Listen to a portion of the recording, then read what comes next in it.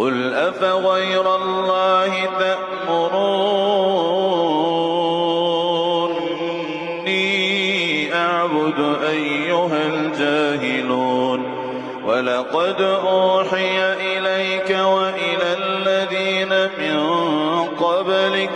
لئن أشركت ليحبطن عملك ولتكونن من الخاسرين بل الله فاعبد وكن من الشاكرين وما قدروا الله حق قدره والأرض جميعا قبضته يوم القيامة والسماوات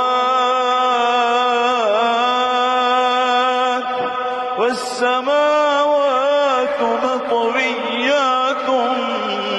بيمينه سبحانه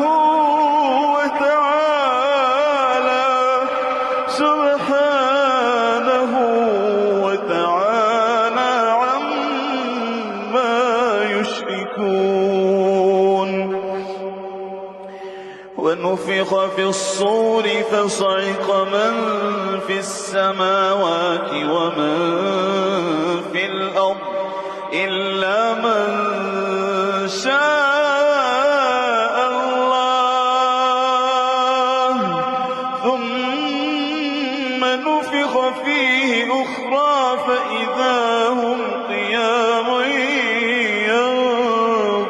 ينظرون وأشرقت الأرض بنور ربها ووضع الكتاب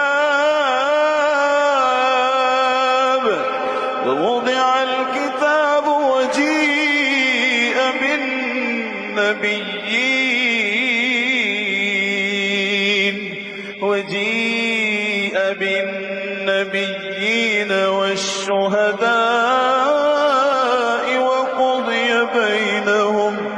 وقضي بينهم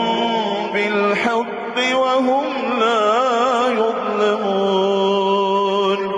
ووفيت كل نفس ما عملت وهو أعلم بما يفعلون.